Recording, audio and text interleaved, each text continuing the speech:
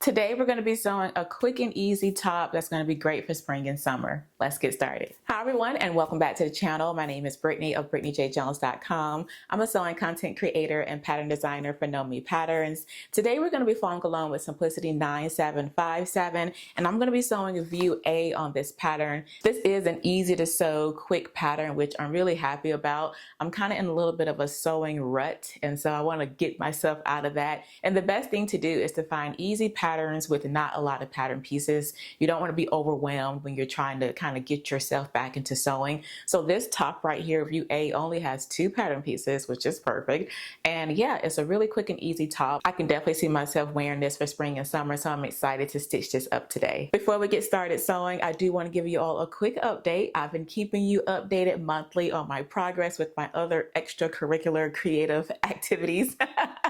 I told you all at the beginning of the year I was going to take some crochet classes, which I was taking. I also started taking a class over on Skillshare. Thank you so much, Skillshare, for sponsoring today's video. That class was creating a seamless pattern design, and you can then take that design, you can have it printed onto fabric, journals, whatever have you. And I'm so excited to let y'all know I finished my design, following along with the class. If you did not know, Skillshare is the largest online learning community for creatives who want to learn more about illustration, graphic design, photography, marketing, sales, productivity, so many different categories for learning over on Skillshare. All of their classes are taught by industry experts, so you can feel confident knowing that you're not just getting the best information, but also accurate information. I also love that they have different categories of classes. So for this repeat pattern class, the only thing I was familiar with was going onto my iPad and just making some doodles. But as far as making it a full repeat pattern, I hadn't got to that step yet. So I was definitely in the beginner range of learning how to do that, but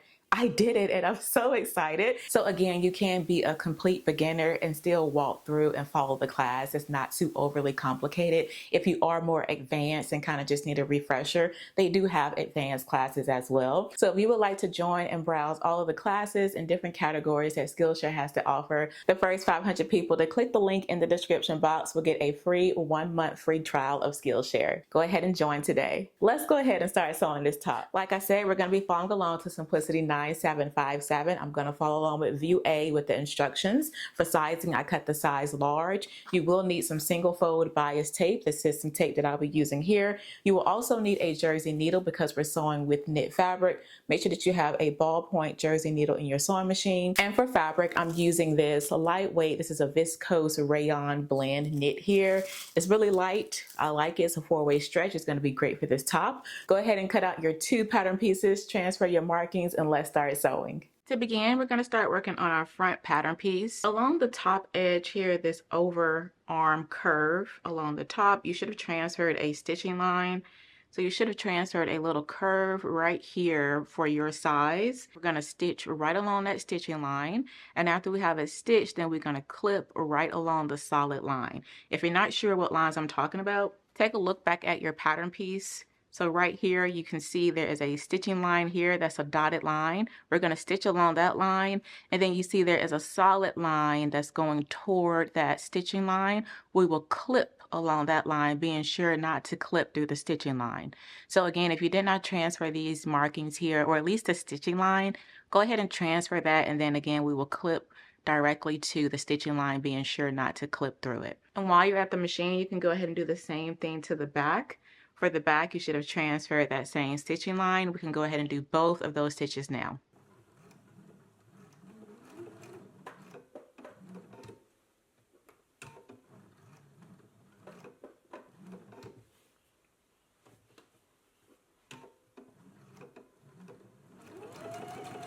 Now that we have stitched right here along the stitching line, now we can cut diagonally right up into the stitching line. Again, there is a solid line on the pattern. We're just going to clip right up to the stitching line, being sure not to clip through it.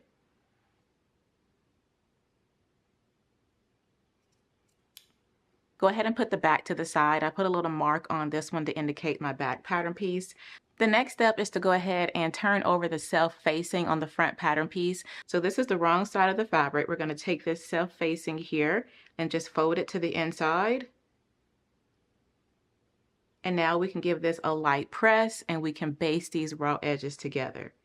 So if it helps, you can place a pin here and so it should look like this. Again, you can give it a light press if you'd like, and then we can baste these raw edges here together.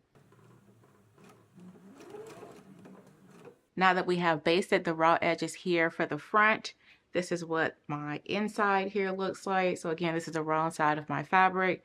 I've just folded it over and basted it here, raw edges even. And so now we can go ahead and grab our back pattern piece.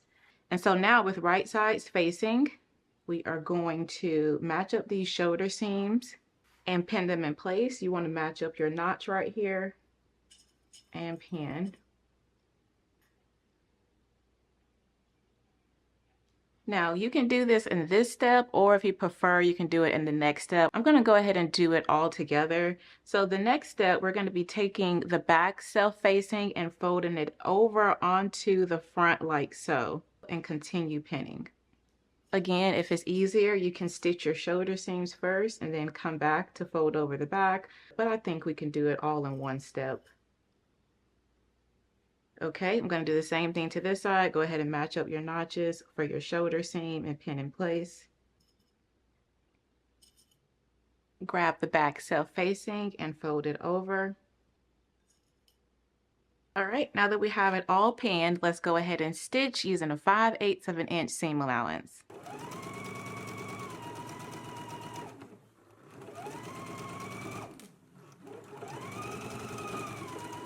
Okay, once you have yours sewn, you want to go ahead and trim down your seam. You can see here I finished mine off with my serger, and so this is what your seam should look like now. And the next thing that you want to do is just flip the back over like so. And so now you have a nice clean neckline edge here. So yours should look similar to this. The next thing for us to do is to go ahead and sew our side seams together. So keeping your top with right sides facing, go ahead and grab your pins and we can stitch along the sides. You should have transferred a notch, pin that in place. Again, your fabric should be right sides facing. So this is the wrong side of my fabric that's facing out. Right sides are together here.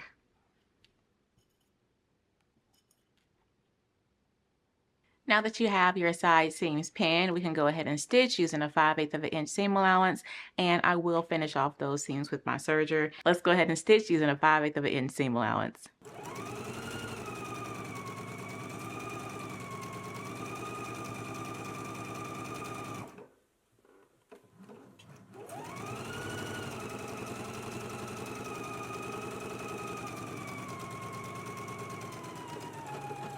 Now that we have our side seams sewn, yours should look similar to this. Again, I did go ahead and finish off mine with my serger.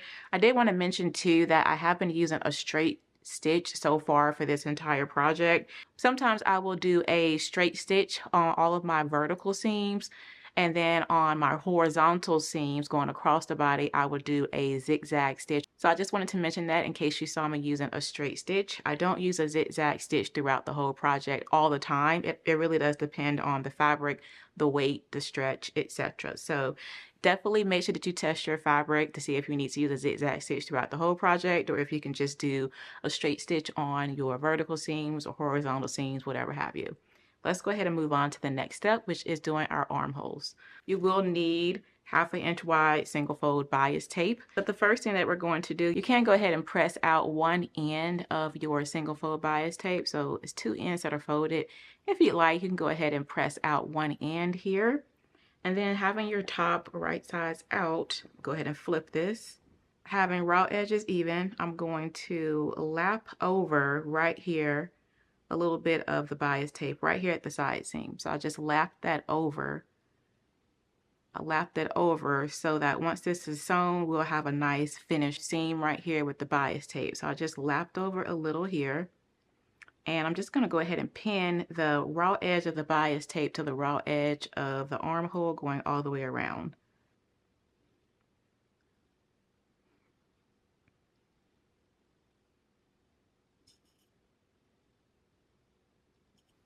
Okay, I'm going to lap a little bit of this one here. I'm just going to lap it over the portion that we folded at the beginning. So I'm just going to lap a little bit here. And then I'm going to trim it away.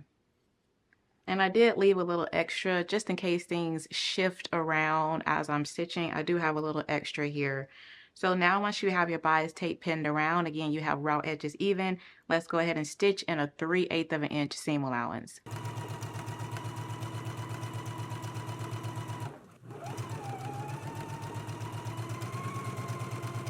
Once you have your bias tape sewn on, yours should look similar to this. You can trim down your seam, especially if you're using maybe a mid to heavyweight knit. You may have some bulk here that you would want to trim down. Just go ahead and trim your seam, and then you can also clip into your curves. The next thing, once you have that done, is to do some understitching right here. With understitching, you want to have your seam allowance facing toward the bias tape. And then we're going to stitch really close to the seam, catching only the bias tape and the seam allowance. You should not do understitching to show on the main side of the garment. It should only be right here, catching in the bias tape to the seam allowance. So make sure your seam allowance is facing the bias tape. And then you can go ahead and do the understitching. I'll insert a clip right here of me doing that. Go ahead and do yours as well. And then you can press your bias tape toward the inside and give that a good press. I'm going to go ahead and press mine, and then we can do top stitching right here on the outside of the garment. Let's go ahead and press it in place first. All right, once you have given your bias tape a press, now we can go to the sewing machine. If you'd like, you can do a basting stitch right here along the inner edge of the bias tape. And then on the outside, you can do a top stitch following along with the basting stitch. Or you can just go ahead and do the top stitch if you're able to feel the end of your bias tape. You can just keep your finger there and use your finger as a guide to go ahead and do your top stitch. But let's go ahead to the sewing machine and do our top stitches now to go ahead and secure our bias tape in place.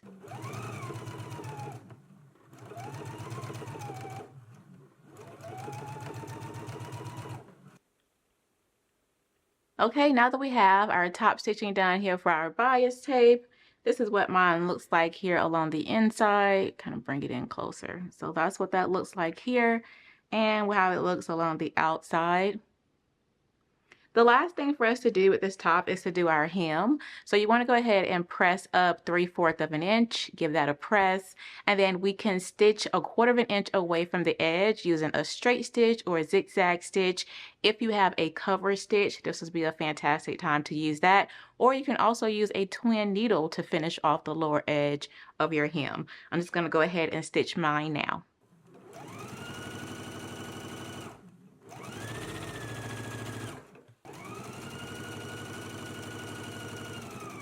All right, once you have your hem sewn, you can go ahead and give your top one final press. I did go ahead and add one of my labels just so I can know the front from the back of the top. Once you have it all sewn, again, one final press and you are all done sewing View A on Simplicity 9757. Well, that is all for the sew along, and I really do hope that you all enjoyed it and also found it easy and also a quick sew. So if you followed along with me, let me know down below in the comments, and if you share it on Instagram or any other social media platform, please tag me. I would love to see your makes. And if you would like to watch another easy to sew beginner pattern, you can check out this video right here on my channel. I will see you all in the next one. Blessings, everyone. Bye.